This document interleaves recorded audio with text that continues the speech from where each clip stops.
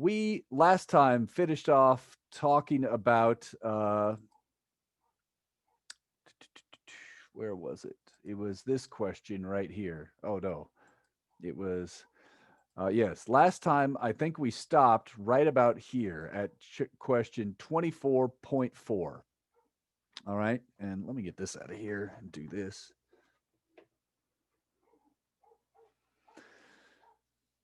All right, do that a little lower. All right. And we discovered this was actually a really good problem to work all the way through. I finished that one up and I live streamed it, so it's all recording. If you had to leave early last time, oh my goodness, this was a surprisingly good problem. It's not that difficult. And at first, it seems pretty easy. You could knock out a few of these pieces. But I tell you what, if you do all that work and then really think about this one down here, it was surprisingly good and opened up a lot of discussion with some students last time, and they were all pretty good students, and we were talking a lot. So I do think it's really worth it to do that problem. So if you didn't finish that one up yet, make sure maybe after class tonight, you try to do this one, or at the very latest tomorrow. Okay, that was a good problem. So now, and maybe just to kind of get us warmed up again, I'll start here. And let's take a look at 24.5, and I'm going to write this one up, okay? And I heard something going off there. I just want to make sure I got everybody in here. Okay, nobody's in the waiting room. All right, so I'm going to pick up at 24.5. I'll screen share in just a minute. Just let me get this written up here. And this is on page, I don't know, about 60-ish. 65. Thanks. 65, all right? So 65, 24.5.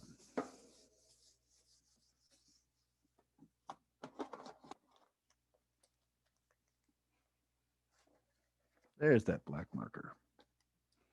Okay, so 24.5, and I'll adjust the whiteboard in a minute if it's off screen.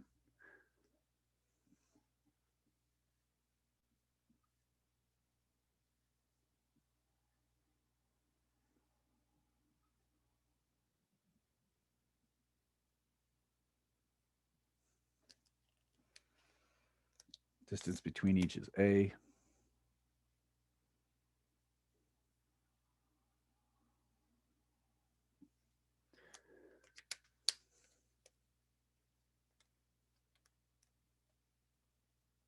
Okay.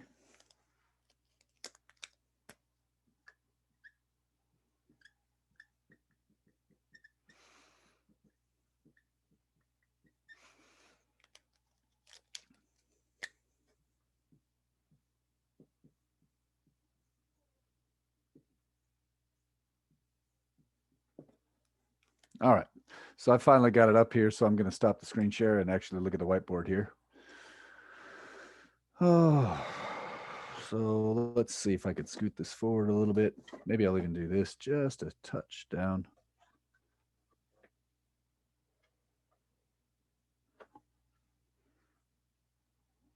There we go. And hopefully that's large enough that you could see it. So we have this situation now where we have 3 electrons. They're all sitting on the x-axis. It says that these 2 are fixed in place and this one is released from rest. Just think to yourself, what's going to happen with this thing? When you release this thing from rest, what's it going to do? They're just going to fly apart to left and right.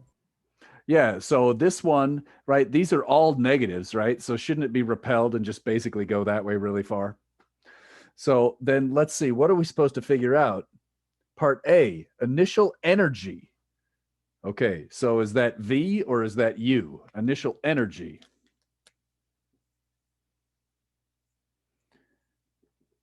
I'll let you think about it. The letter is U. V is the voltage. It relates to the energy, but here we were asked for U.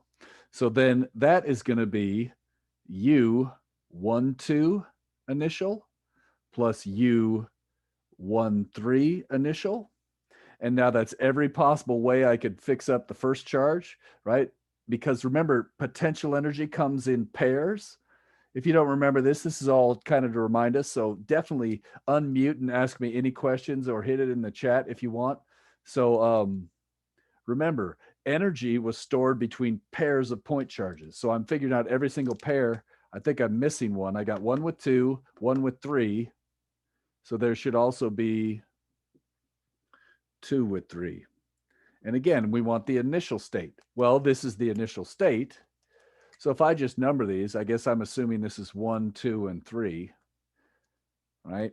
If we do this, that's going to be K times negative E times negative E, which is going to give me a positive energy, right? Over the distance between them, 1 and 2 is A. Between 1 and 3 is going to be a 2A.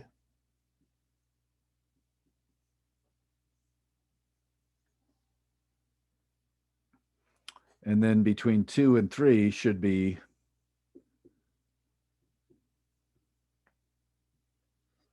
like that. How's the font size? Can you see it? Is it big enough?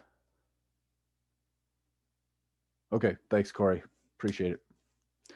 All right, and so at this point, I see K, E squared, A. I'm going to factor that crap out. Has the units of energy, K on top, charge squared on top, meters squared on bottom. That's a unit of energy, or a joule. So then I get a 1 plus 1/2 plus 1, I think.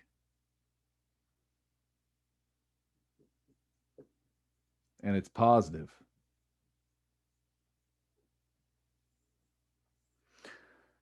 Okay. This is probably a good time to pay attention, everybody. When you're doing your work, you want to have as many ways to check it as possible. I already mentioned one, checking the units. If you're doing energy, make sure you get a K on top, Coulomb squared on top, meters on bottom. What's another way you could think about this? What's another way you could check this answer? In particular, how could we check the sign of this answer? How do I know positive seems reasonable? What do you know about positive potential energy?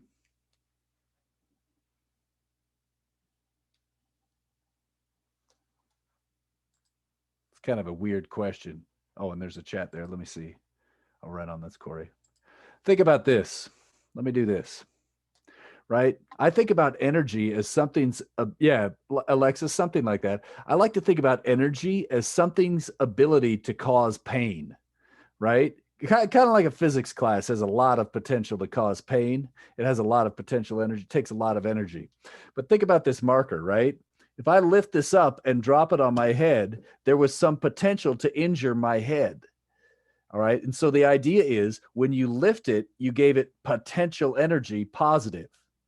Now, when it falls down, it loses that and it converts into kinetic. So this having positive potential energy means it has the energy to make something move. Just like the marker above my head could be dropped, this is, you could think of this kind of like a wind-up car where you pull it back and you wind up the spring, you store potential energy in the spring and you let go and it, right? Think about this. These are held in place. I'd be going, holding it there. It would not want to be there. Imagine if these were 3 magnets that were all pointing the same way. They would not want to be together. And as soon as you let go of it, it go and fly around and do something. Okay, so positive makes sense in this case. Even though they're all negative charges, we'd expect they want to get the heck away from each other. They have potential energy. That's a good thing. So now I'm going to read the next one. We assume the one on the right is held, blah, blah, blah, blah. Determine the speed when it gets very far away. So in that case, I need to kind of erase this, but I am going to write down that fact.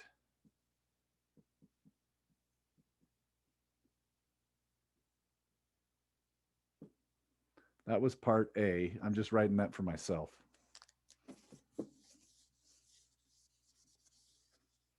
Okay. So now in this case, what type of problem do you think we should do? When it gets really far away, these two are still sitting here. This one's going to get really far away and it's going to be moving. What type of physics problem do you think we're going to do? A forces and kinematics problem? I don't know. What do you think? Energy problem where all the potential has been converted to kinetic. Absolutely. I would say K initial plus U initial is equal to K final plus U final. Why? Because electrical forces are conservative. They conserve energy. Yeah. So now some of you might think of this problem as delta K plus delta U equals 0. These two statements are equivalent. What this is saying is the change in energy total is equal to 0. That's what a physicist means when they say energy is conserved. There's no change in energy. Energy is conserved. This is not turning off the light bulbs to save energy, right? We're conserving it in forms. So we're keeping it, the total amount is the same whether you split it up between kinetic or potential. So now we got to look out. All right. So now I already know U initial. Why don't I think you probably know that kinetic initial is 0 because it's released from rest, right?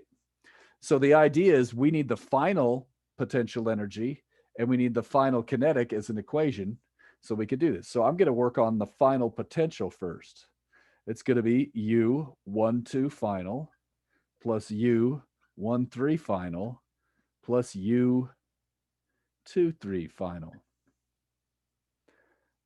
So one of the things that students forget is that in this first stage, the energy was stored amongst all three charges. This one flies away. Well, these two still don't want to be next to each other, so they must still have some energy as well. So what we see here is there's still some potential energy. We do not go to 0 potential energy when this one flies away. We go to a dramatically lower amount. And in fact, let's write this out so we don't overthink it. This is K, negative E, all over the distance between 1 and 2 is still A. Negative E. The distance over here, what's a good name for this distance right here between these two? Infinity. Yeah, it's basically infinity. Now we're going to cheat and make the math people upset, but right, you could say really, really big. Whatever. The fact is this number is approximately equal to 0, and so will this other term, right? So you could say whatever you want. We could say in the limit that R goes to infinity, blah, blah, blah. You could do it mathematically pure. I got no problems with that. But in practice, that's how I say it, right? So now we see that the final potential energy is still Ke squared over A. And so that means only 1.5 Ke squared over A actually got, only 1.5 of it got used up. So I'm running out of room here, so I'm going to write this here. We found this was Ke squared over A. And so now, whoops.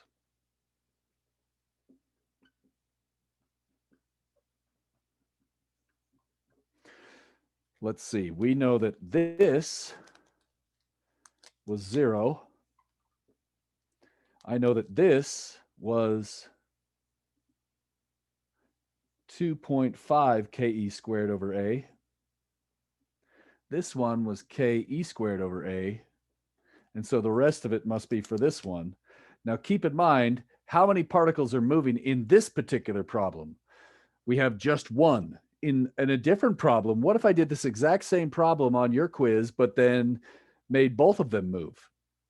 Right? Because this one would sit still and both of these two could fly away. So always think about how many things are moving. In this case, I have 1/2 mv squared.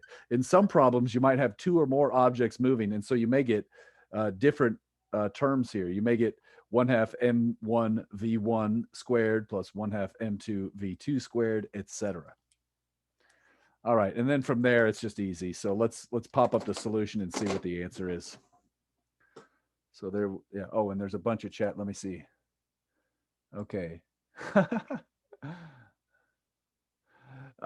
No, Corey, I'm not going to be doing about false vacuums right now, but we could talk about it in office hours sometime if you want. All right. So,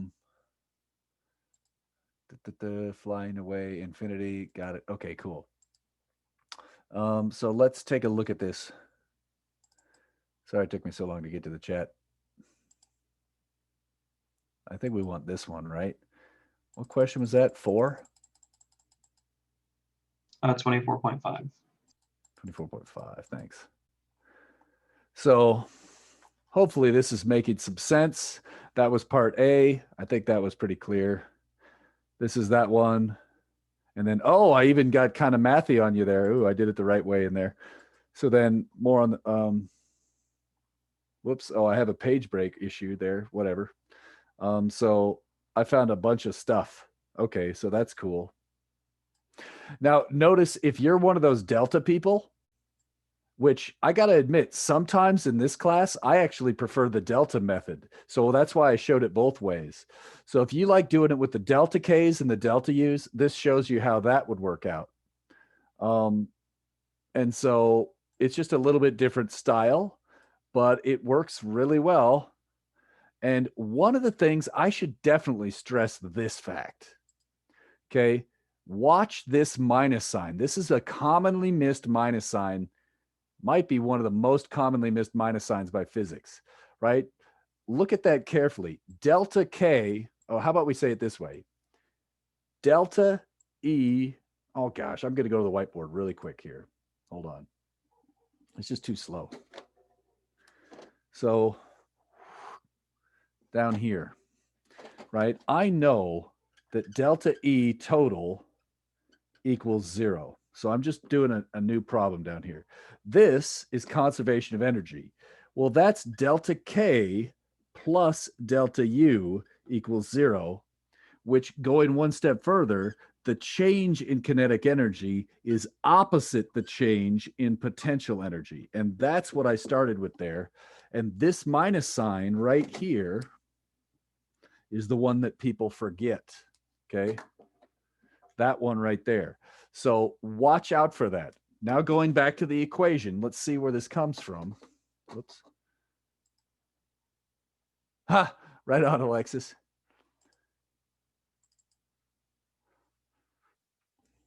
Let me get my marker too before I lose it. Okay.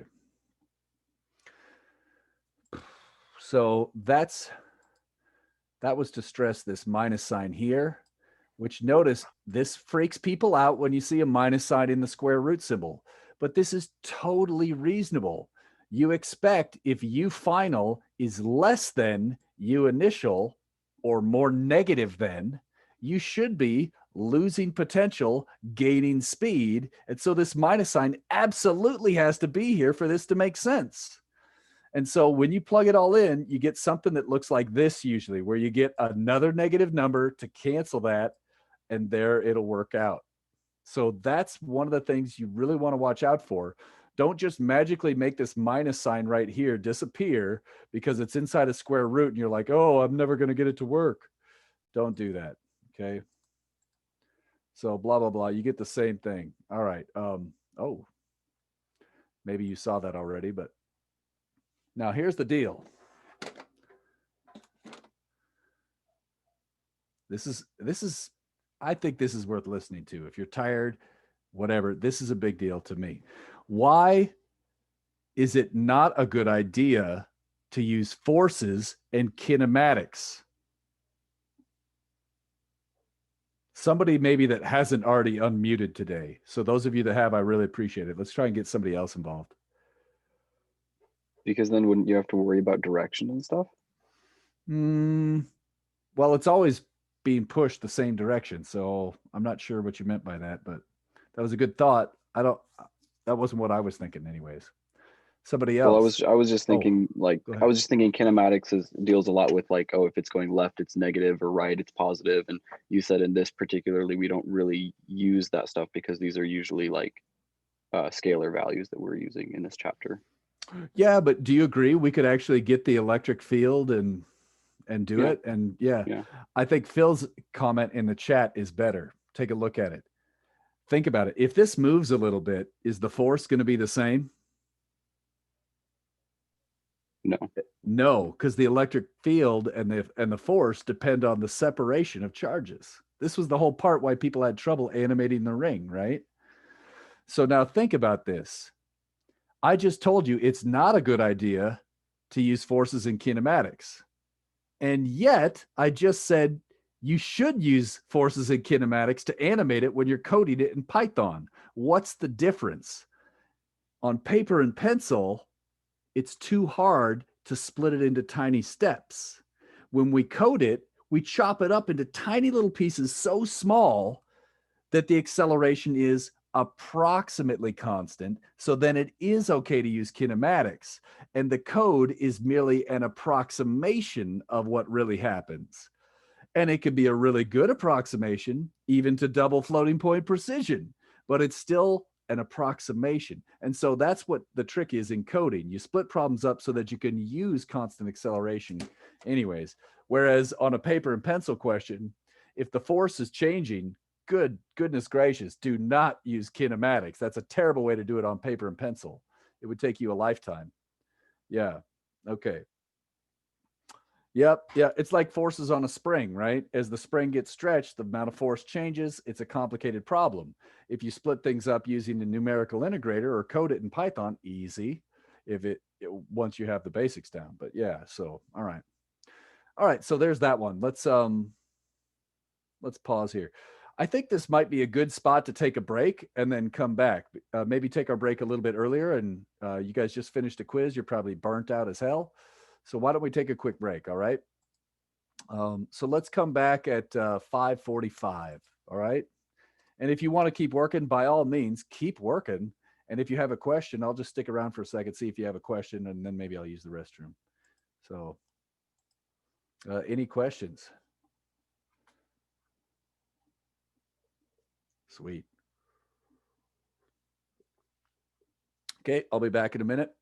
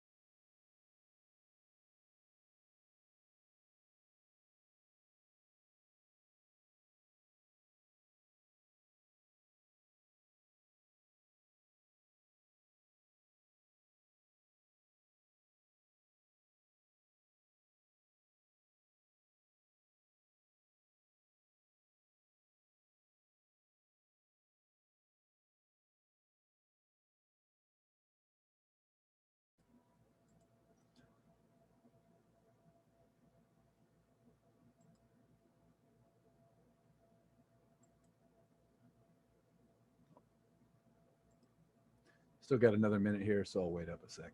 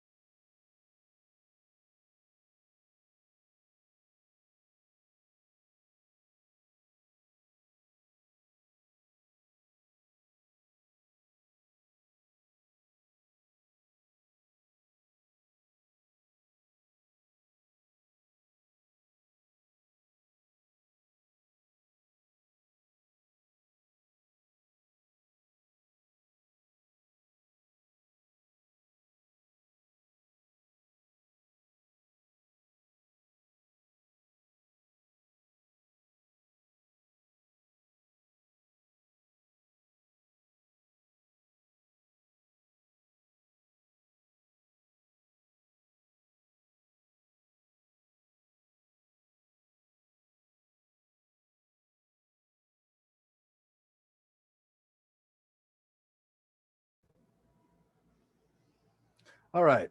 So let's go ahead and get back into it a little bit here. Hopefully, you had a break there. And let's find another good one to get us going here. Um,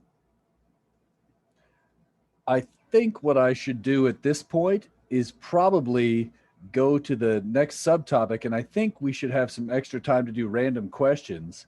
But I wanted to point out that everything that we do for the next, let's see, from 24.5 through 24.13, they're all variations on what we just did. So some problems use triangle geometry, some problems use square geometry, etc. Some problems have one charge moving, some problems have multiple charge moving. And I should point out that 24.13, that's this one right here, is a big deal for physics and chemistry majors. So if you're a physics or a chemistry major, oh my gosh, you really got to know this problem inside and out. Dipoles. And so the electric potential associated with a dipole. And so there's one little bit there with the binomial expansion. So if you get hung up on that, remember, that's not the kind of thing I'm going to be quizzing you on, but it is the kind of thing that a physicist should know. So maybe not so much a chemist. I don't know exactly what a chemist would need, but I do recommend that any physics major, if you're serious about physics, you make sure you're good at this problem, 24.13. So we can come back and look at those again. I wanted to cover the next topic. All right. So I'll be honest, 24.14 and 24.15, you could probably gloss over those pretty easily there. I don't even know if I put those on the required problems list. You could check. But so that's, we'll talk about that more after we understand this a bit more. It's, yeah. So I should say something about it. And the something I should say is on page 70, equipotentials summary. And so you could look, I'm going to look at that. Let me see here. Yeah, for sure. It's definitely going to be in there. Dipole interactions are a big deal in chemistry. So let's go to right here. So like I said, all these problems right here, they're variations on what we just did. Rutherford scattering, charges released from rest. And then there's the dipole. It's a big deal. That's good. So this equipotential stuff. So I'm going to skip to right here and skip to the summary and then show you what this means. This is the information you should know about equipotentials at the top of page 70. And it is just like a topographic map. And that was a little bit about what I was showing you on the simulation. So while you're reading that, let's see, actually, so at the top of page 70, I need to get my screen back so I can do this simulation. Give me just a second. Where did it go?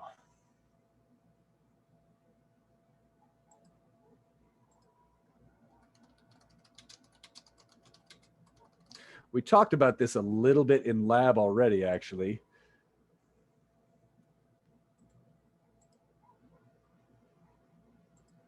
Let me get the Zoom meeting on this one too. So our old friend, the two charges. Those of you that are coding still, you're some of you I know are done, but you could see they get some of these same weird artifacts that we did, but more on that later. So there's the electric field from a dipole. Cool. And now what I'm going to do is just show the voltage. And so to make this stand out a little bit better, I'm going to come out here and I'm going to go by approximately 5-volt increments. Okay. So that's approximately the 5-volt equipotential. All right. And let's go out here. Oh, let's go by 2.5s. All right. So an equipotential, all it means is every point on that first line I drew is at negative 5.1 volts. Every point on this line is at negative 2.5 volts. All right. So every point on this first one is at negative 5.1. And let me clear those drawings really quick. And so let me get a couple more of these just so I could talk about it. So what did I say? About 7.5 if we go by 2.5s. Let's do a 10. There's a 10. Maybe I'll even do a 12.5 if I can get it in there. Close enough. So now I got to go over here. We'll get a 0-volt line. We'll get a 2.5-volt line. Oh, geez, come on.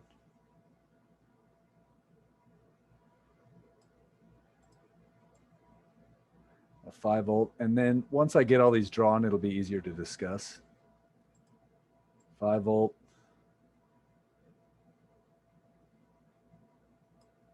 7.5. 10. What was it? 12. Oh, come on. So touchy. Good enough. All right. So the quote on that previous page, if I could show you again, the summary that we're looking at right here, notice that the electric field is strong when the electric potentials are closely spaced. That's this bullet right here. We see that the magnitude of the electric field is given by the size of the voltage difference over the size of the equipotential spacing. So this is the voltage difference between lines, and this is the spacing between lines. The electric field points towards lower voltage, away from plus towards minus, or towards lower voltages, more negative voltages. This is another interesting thing. The electric field line points perpendicular to equipotentials. And so finally, this is the wise tip. When you're using equipotentials, try to draw your equipotentials with the same delta V between them.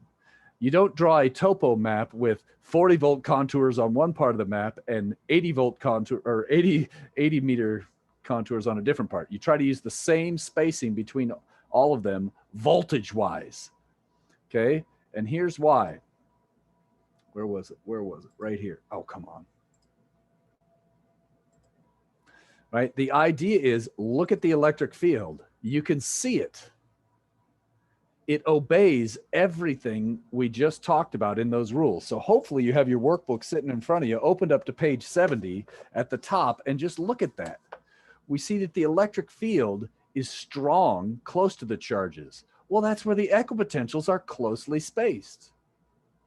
In this problem, every equipotential uses approximately 2.5 volt spacing. It's approximately 2.5 volts between each equipotential.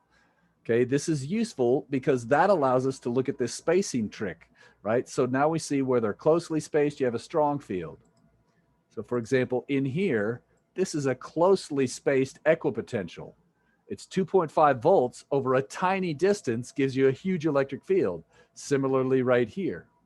Notice it's always pointing from high voltages to low. So negative 2.5 is a higher number, it's more positive than negative 5.1. So the electric field points this way.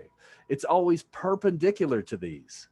It turns out in practice, voltage is a lot easier to work with. So if you can map out the voltage lines in space, if you can map out the equipotentials, you can already know everything there is to know about the electric field.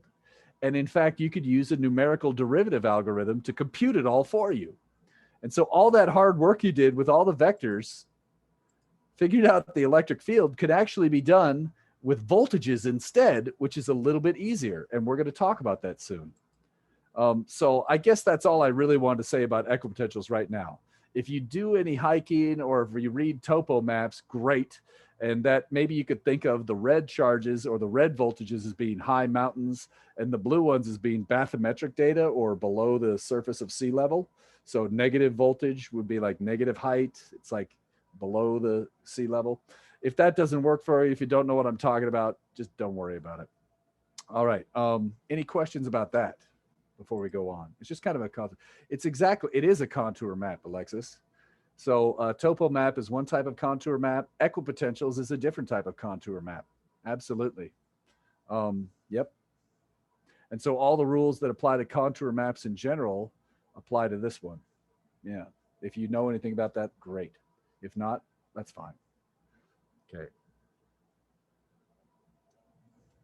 All right. I'm going to go ahead and go on.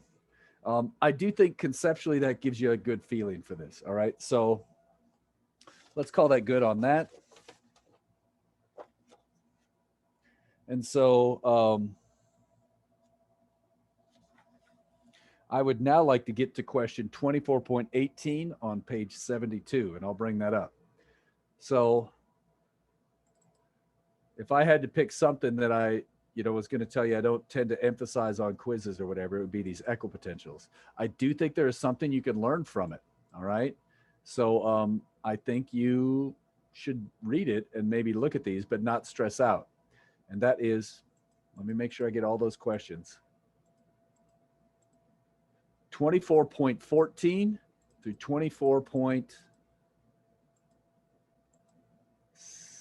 17? Yeah.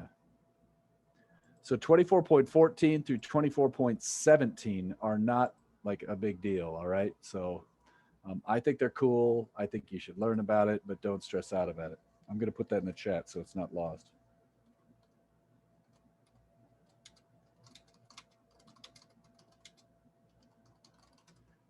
Whoops, stop typing. I must have been on the wrong.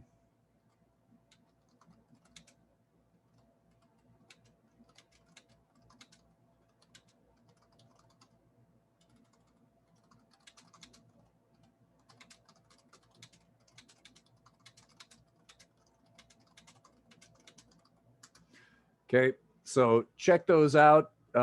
If there are on the required problems list, I mean, they're fair game, so you should definitely do them and write them out, but just be aware of that. Okay, so, oh, I skipped way too far. There we go. Sorry, I got to scroll here for a minute.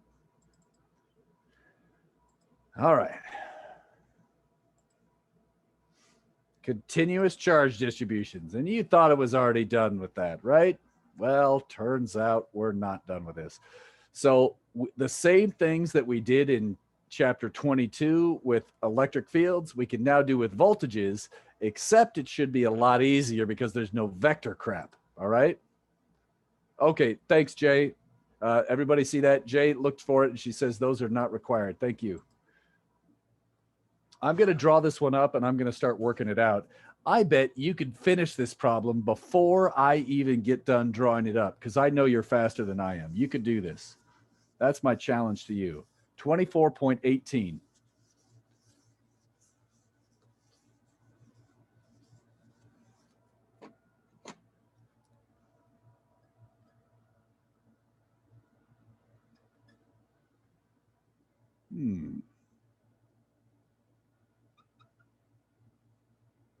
And I'll line up the whiteboard in a minute. I wonder if this looks vaguely familiar to you.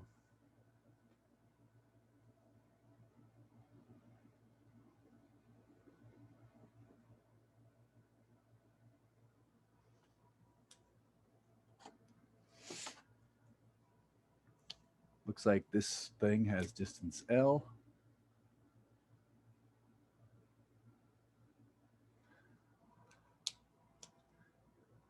And,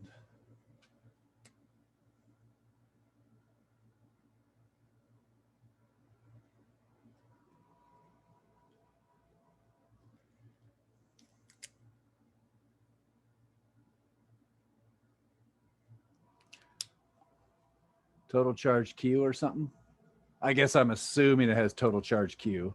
It says uniformly, right? Okay.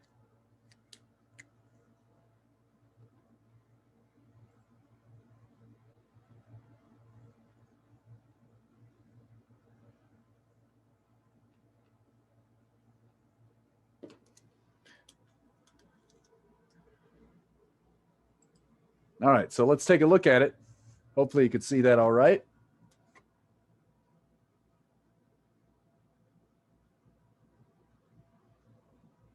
It's kind of a sloppy letter A here. Okay, so we have this this setup. How do I get DQ? Somebody? What's DQ? Other than a good place to get a blizzard. Lambda dx. Lambda dx in this case, right? What's lambda in this case? Somebody other than Trey. Q per L. Q over L, nice. over L. Coulombs per meter, nice, very good. And so now, does anybody remember what we did in electric fields? So this is kind of the new part. When we did electric fields, we took the electric field of a point charge and added up each contribution, right? So what do you think we're going to do now? We aren't trying to get the electric field anymore. What are we trying to get? Electric potential. Electric potential. So what's the symbol for electric potential? V. V. And what's the electric potential for a point charge? Do you remember? If your distance r from a point charge, the electric potential is? K Q over R. Excellent.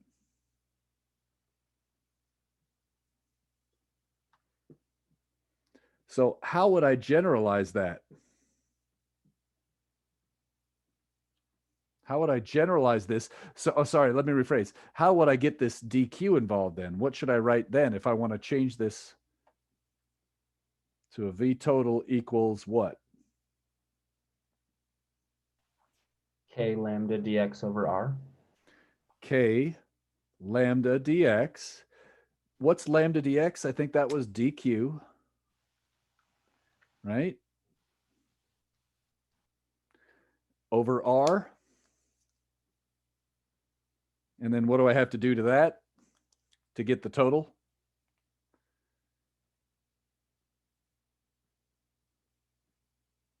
Integrate it or sum them up. Sorry, you guys are doing great. I really appreciate the help, the interaction. It's really goofy on Zoom. Mad props to you. Thank you. What are my limits in this case? A to A plus L. Yep. And I'm just going to say L plus A just because that's how my brain thinks. But yes, you were right.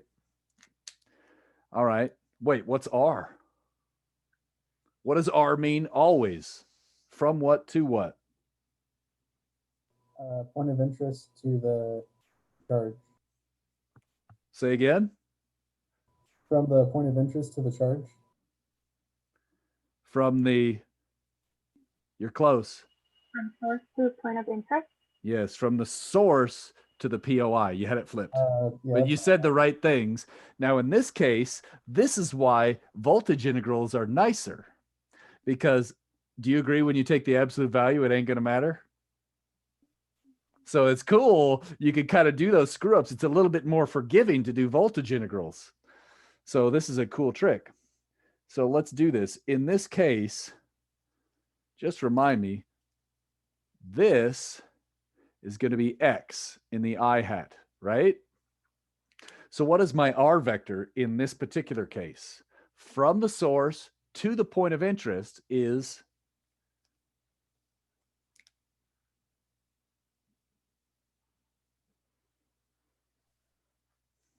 Negative X I hat. negative, yes. But then fortunately, we don't need R the vector. We only need R, which is just X. Agreed? The magnitude of it.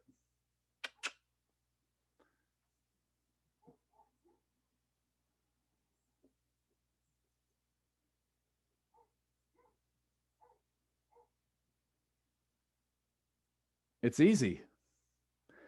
That's not too bad. So I'm running out of room. I'm going to have to erase this crap right here.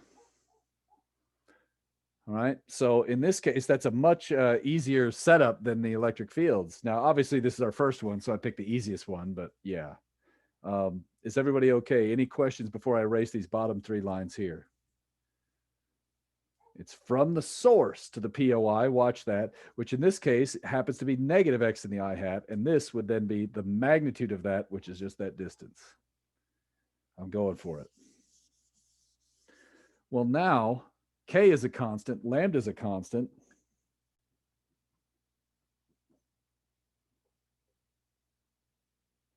And then when you integrate dx over x, you get log. Now, I know math people might be saying, wait, shouldn't it be a natural log? If you talk to a physicist, everybody just calls it log. All right. So in physics, we always use the natural log unless otherwise specified. The one case where it's not natural log is usually decibels. Okay. So if you hear me say log, I mean natural log. Okay. And that's maybe not true to a number, but most physicists, I think, would agree with that statement as well. And if you read books, I think even your OpenStax does that too, right? They'll say log when they mean natural log. So just be aware of that. Okay. So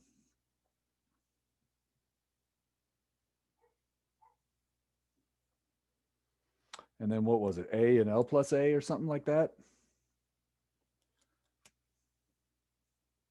Now, if you don't know this already, you should probably learn this trick. When you have a natural logarithm, right, you can stick in the upper limit minus the lower limit, which ends up being log of this limit over that limit. And if you don't know what I'm talking about, you could read the answers. I wrote it all up in the solutions already in detail, but I just want to skip some steps here. So if you don't understand what I did here, read the solutions carefully after class. It should be L plus A over A. And physicists really like this. Here's one reason I always like writing my logarithms as a quotient. All right. So what I did is I did the subtraction. What are the units inside this function? What are the units inside here? Just meters. No units. Meters over meters cancels. The argument of a function should have no units, right? So it makes more sense. If you had this as logarithm of L plus A, you'd be like, oh, wait, shouldn't it matter if I use centimeters or meters? Turns out it doesn't, but you might not see that right away. Because whatever, I'm going to leave that out. If you want to know more about the limits when this is written differently, talk to me after class, not right now. The fact remains is this makes it easy. There's no units. Wait a minute. Is this right? What should we always check? The units. K's in the right spot. Well, go back to your original formula. A voltage should always have K on top, coulombs on top, meters on bottom. K on top, coulombs over meter. Looks good. And then it's nice to sometimes rewrite this using Q over L. So there's different ways you might see that written. I'm going to pause for a second, see if any of that made sense. Check out the whole galley here. What do you think? Making any sense? Okay. Any questions? Appreciate the feedback. At this point, we should probably try and look at the next example and see if it makes sense. And I think what happens here is this is now your second time through it, right? And it's a little bit easier your second time. Plus, there's less vectors. This might also help you understand the stuff you screwed up in chapter 22 as well. And it will also help you understand chapter 29 when we get to magnetism, and it looks just like this again. So yeah, you're bad at it right now. This is hard, but it will get easier because we're going to repeat, and repetition makes you stronger at it. So you've got that hopefully going for you. All the practice you're doing, eventually it will be a cumulative effect and it'll help. So let's take a look at another one here.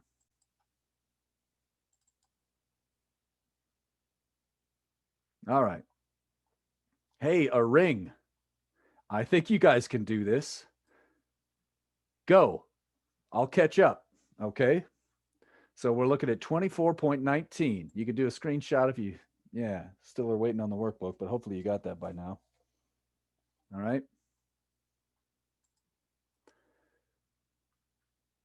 Let me see here. There's the button.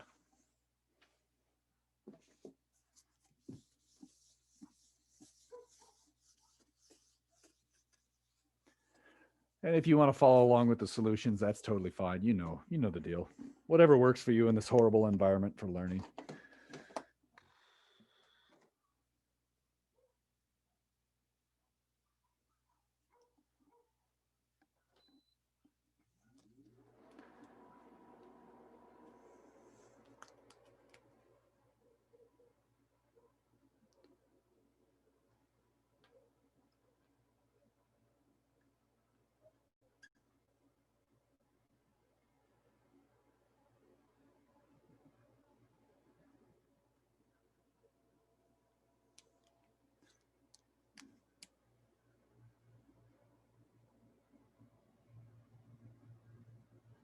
My attempt to draw that.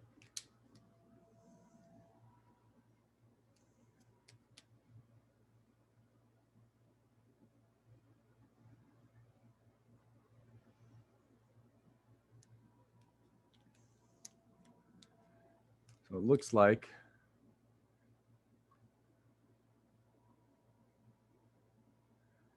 I goes to J goes to K.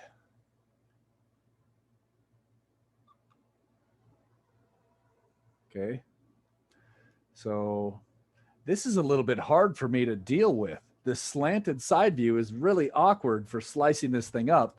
I'll try my best. And then if that doesn't work, I'm going to redo it and draw it again in 2D with a planar view, a pure side view. So, right, I need to go from the source to the POI. So I'm going to slice this thing up into little chunks, and I want to go from this point up to there. So notice I'm going to have to go some amount inwards and then some amount upwards. I'm going to zoom in so you can see that better. So again, I need to go inwards by distance R and upwards by distance Z. So the hard part of these is always writing down the R vector. So in this case, it goes distance R inwards, which is in the negative R hat.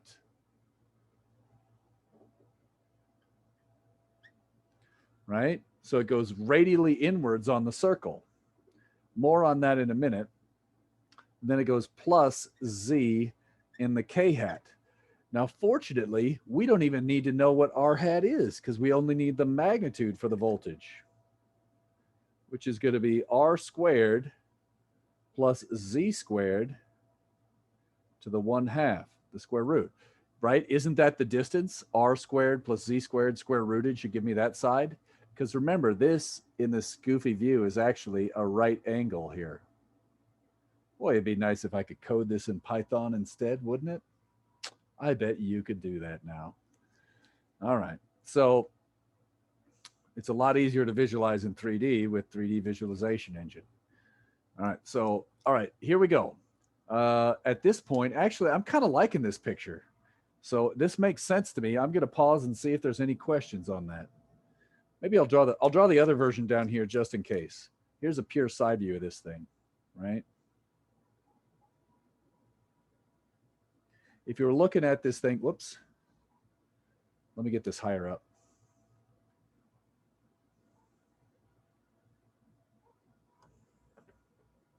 If you were looking this on edge, all you would see is the edge of a ring. So it would look kind of like this. Now remember, this is not a rod. This is a ring viewed on edge. So it's kind of goofy there, that too, right? That's why this is maybe a better view.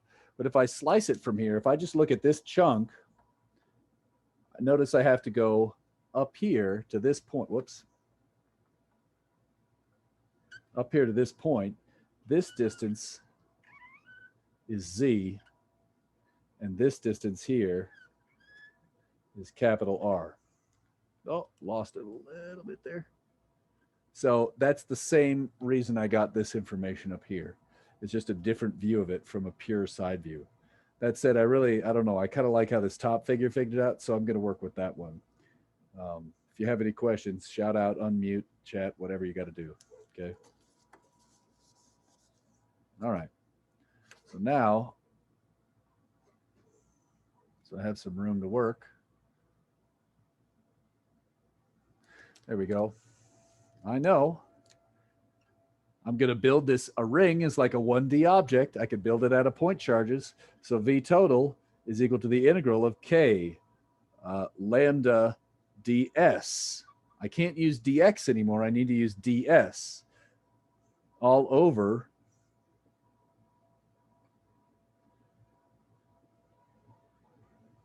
to the 1/2. In this case, this is where the guts come in. What is lambda? Somebody maybe feeling brave that maybe hasn't spoken up today, if you're feeling it. We know the units are coulombs per meter. What do you think that's going to be in this case? I'm assuming there's over 2 pi r. Nice. Everybody agree that in this case, it's the full ring, so it's Q over the whole thing? Nice. Total charge over total, like, I'm assuming this is uniform, right? Yeah, let's assume it's a uniform, all right? What's ds? What's a small amount of length along the ring going to be called? Somebody else. It's not your d theta, it's R d theta. It's our d theta. Let's share it together. Nice job. Very good. So in this case, we know all the pieces. Very good. All right. So, all right. In this case, let's do a quick check. Is this going to be a nasty integral, you think? No. Absolutely not. Yeah, because what is true about everything in here except for d theta? They're constants. Yeah, constant, constant, constant, constant, constant, constant. Z is a constant as well because that was the distance above. Good. So everything pops out and you just get d theta. Wait. What are the limits? 0 to 2 pi. Yeah, man. Whoa. I'm 0. I'm 2 pi. Whoa. You know, these Monday, Wednesdays, I have a couple of hours on Zoom before I get to you guys. That's why I'm crazy in these meetings. It's not the caffeine. It's the Zoom.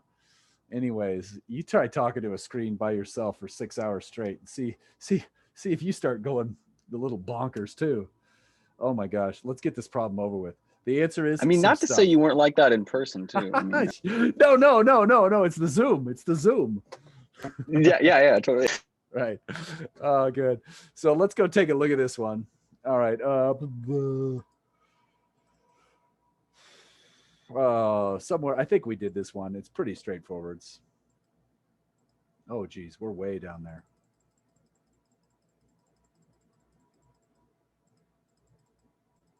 Oh my gosh, what question are we on? 2419. Oh, thank you. There we go. And so watch out, you got to use radians for calculus. So I think this has got all the guts of everything you need, and I'll check the chat there just a sec. Yeah, I lost it probably at age 0. Oh my gosh. Let's just hope it's not osmotic through the internet ether, changing you into insane. All right, so a bunch of words, a bunch of stuff. The answer is right there. What checks can we do? Let's do that. That part we should actually double check. So let's see. This is a good time to check out these checks. Make sure you feel confident in this crap down here. Units look good. Looks like a point charge in terms of units. Remember, the square root of r squared would be the square root of meters squared, which gets you back. When z equals 0, think about this. When z equals 0, this is a little different than the check on your electric field. If Z is equal to 0, the electric field would be 0, but the potential, you're basically the same distance from every stinking piece of the charge. Shouldn't it be just like a point charge? It is. That actually makes sense. So this is a way you could check your answer that's not what you might expect. And then finally, if you get very far from the ring, what would this look like? If you're very far from the ring would be kind of like this, and you'd be sitting way over here. It looks basically the same as a point charge. So it is. When Z gets really big, the R becomes negligible, and you get KQ over Z, which is basically a point charge. So these are the ways you could check your answer for potential. And obviously having more ways to check your answer is good. All right, let's check there. Oh no, my bad. No, I haven't ever seen internet chat forums. I just totally avoid those like the plague. So yeah, fortunately, yeah. Oh, so that's why the world still works. Oh, I see. I'll just stay out of those. All right, let's focus on content here. Is that making any kind of sense? Good, bad? Now, there's a bunch of different examples here, and let's just look at the let me get my speaker view back on. Right? You could see what's the next thing that we did. We made a solid disk.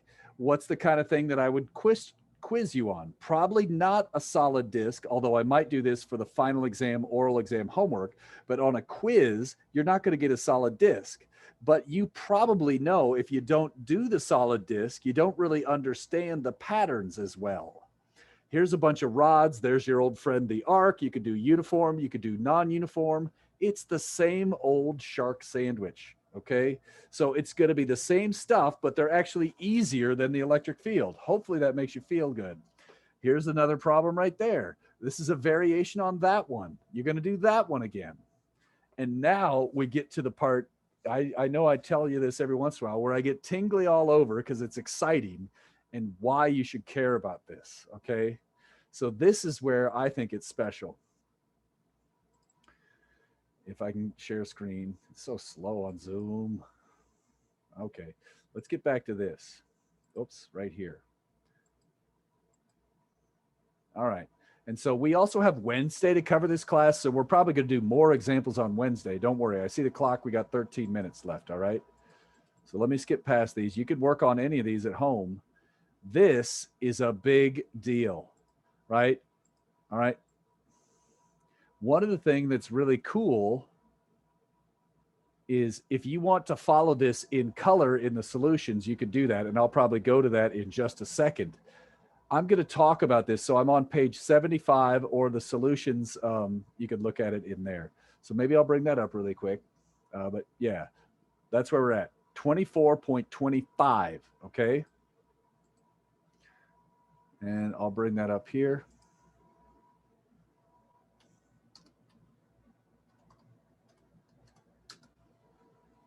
Oh, did I forget the color? Oh, I did remember the color. It's not that much. It's just red. That's lame.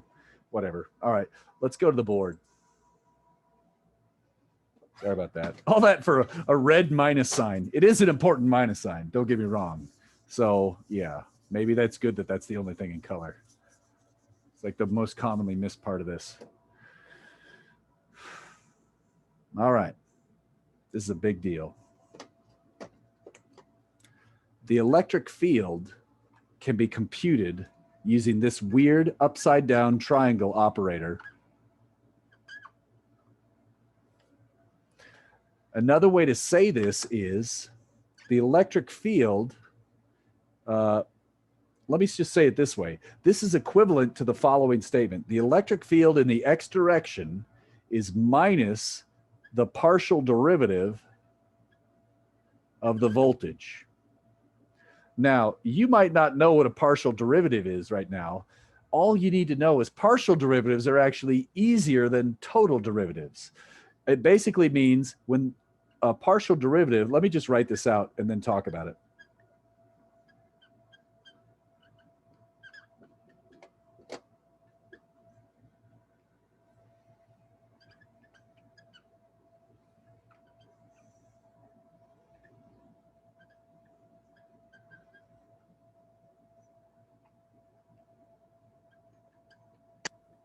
Just a super random question. I know it's Yes. usually said just partial x, but what is that symbol actually called again?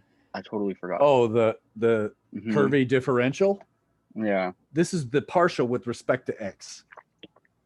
So the But partial. it's not like a symbol like a Greek letter that has a name. No, I think it's just a script D, but I don't know for sure. Oh, okay. So Okay. I would just call this, yeah, partial V, partial X, or you could just say the partial derivative of the voltage with respect to X.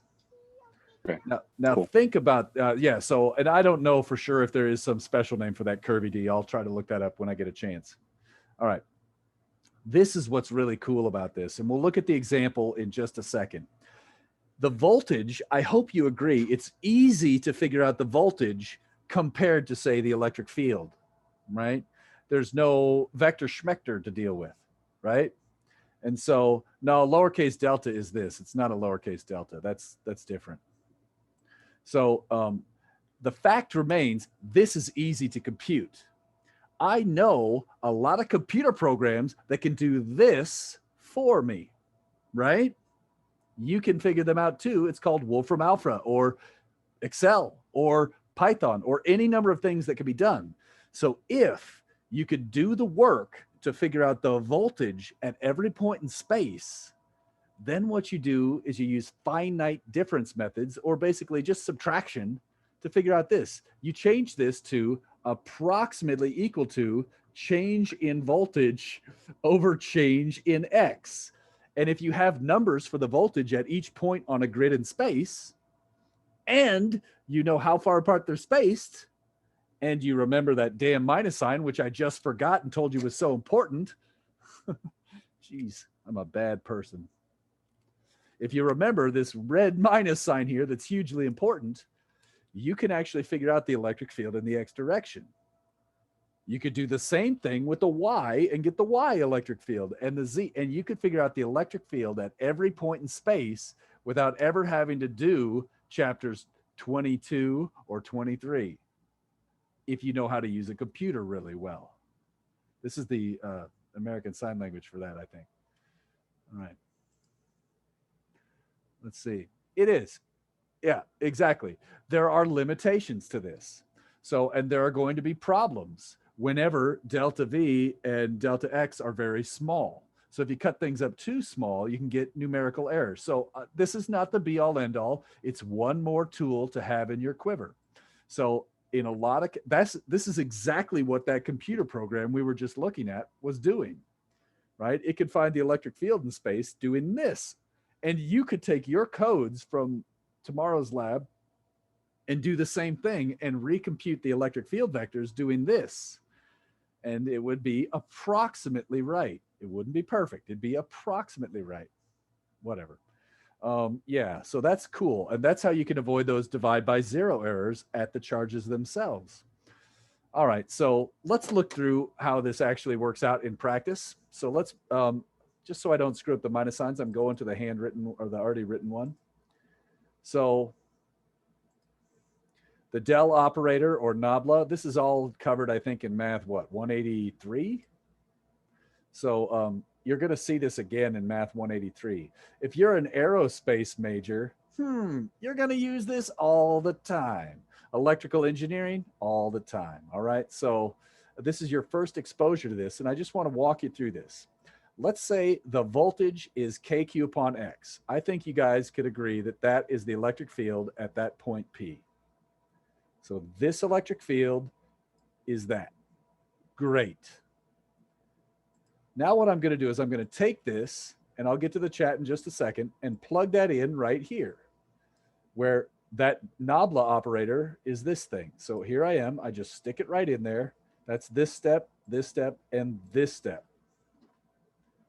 Here is how the partial derivative works. Everything except X is a constant.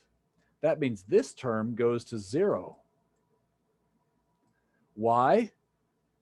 There is no Y. That's why there's no Y term. Oh, that sounded deep.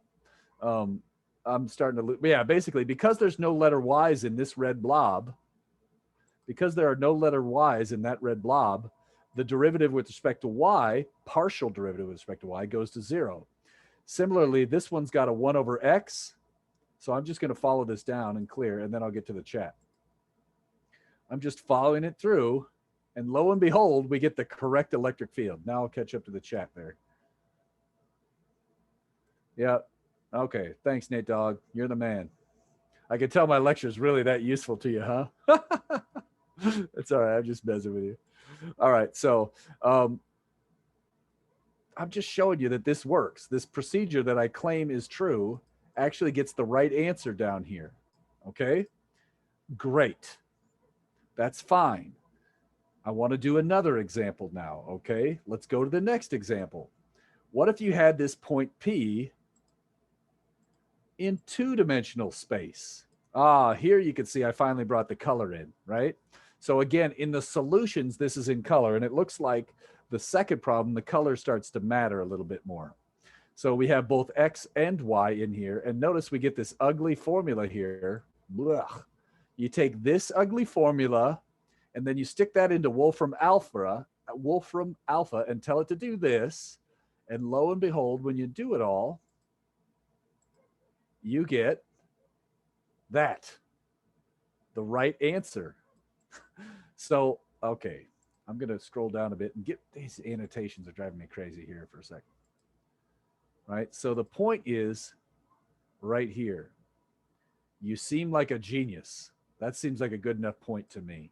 And you could make a better toaster. Well, come on. If that's not everything you've dreamed of, something's up. I don't know. It's been a long day.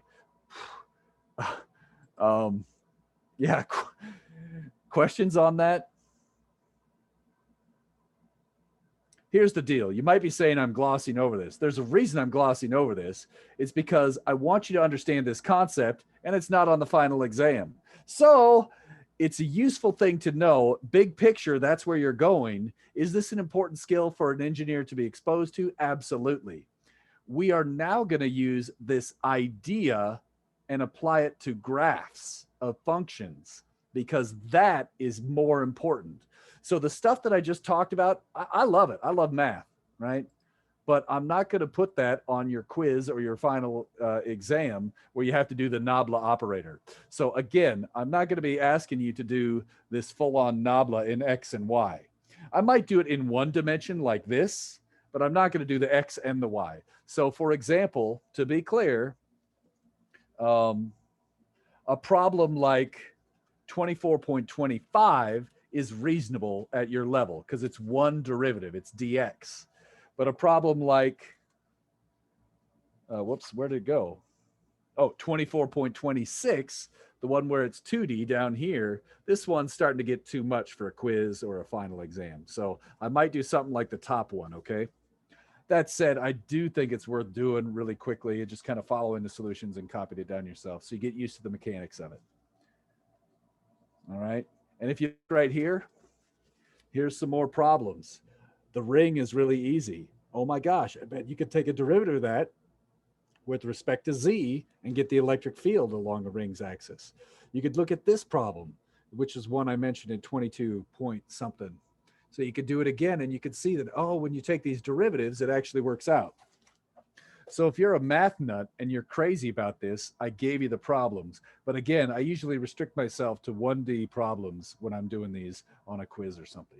So I don't know. Is that clear kind of what's expected of you? You could do those problems and learn from them. And then a 1D problem is fair game, not one where it's X and Y. I hope that's very clear. And then just to foreshadow the next lecture where we'll pick up next time, let's look at one last thing and then we'll call it a day. So that's the point of this thing. Is it cool? You bet. Computers will do all the work for you if you actually learn. Oh, whoops, I got to get to the right folder. All right, so we did this. We did that. What's the point? We talked about that a little bit.